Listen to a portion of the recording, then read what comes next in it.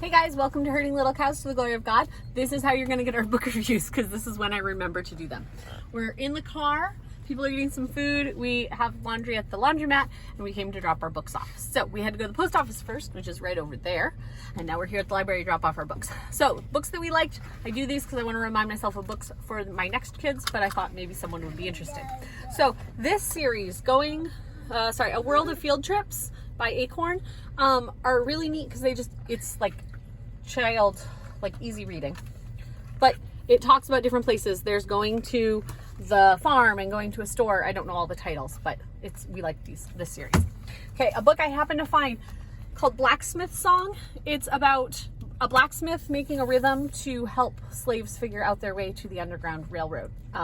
Interesting book. I like the pictures too, and it talks about the story from the young boy's perspective of his daddy doing it. So I am interested in books about slaves. When I was a kid, I remember doing a study on slaves and like the slave songs that they sang to get people out of slavery in the Underground Railroad. This one, The Bell Rang, is about these two children who are slaves and their brother runs and how they feel being left behind when their brother goes, but glad that their brother might be making it to freedom. So another interesting book. Woo! This book, Irina Sendler and the Children of the Warsaw Ghetto by Susan Goldman Rubin. Irina Sendler was Catholic, but when the Jews were being taken, was this Poland, right? I think it was Poland. Yeah. They are being taken to concentration camps. She finds out and she's sneaking them out of the ghetto. And it was very interesting, just the different ways that she did it and then the kids coming back.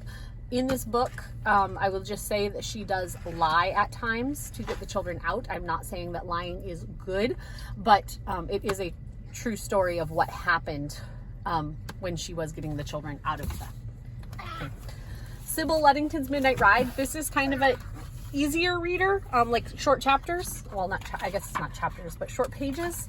And it tells the story about Sybil Ludington. She actually rode to tell people that the British were burning Danbury, and she rode to tell all the soldiers to come back. She actually rode a longer ride than Paul Revere, but a lot of times people don't tell her story. So that was an interesting book. A Hole in the Wall. Sorry, I'm not putting them on the right stack. A Hole in the Wall is about these animals that find a hole, and the dog says he sees a dog. It ends up there's a mirror. All the animals figure out that they can see themselves. This book, Fall, and there might be other ones. This was just the one I found. It has no words, but it just has pictures of different things happening in the town. This one, they're doing a lantern parade, so it just kind of goes through the day of the lantern parade, but it's just a neat book for the kids to find things going on in the picture and talk about, just kind of tell their own story of what's happening. Abraham Lincoln Comes Home. This is by Robert Burleigh, and I mentioned him before. Robert Burleigh has these picture books that talk about important events in history. So this is when Abraham Lincoln's death train was taking him back to Illinois. That sounds bad. But when people were stopping to kind of grieve for President Lincoln as he was going home. Very good pictures. Yeah, pay their respects. Tiny Bird is about a little hummingbird and his journey of getting home. You're okay, baby. His journey of traveling north to south. Okay, my pile's getting big.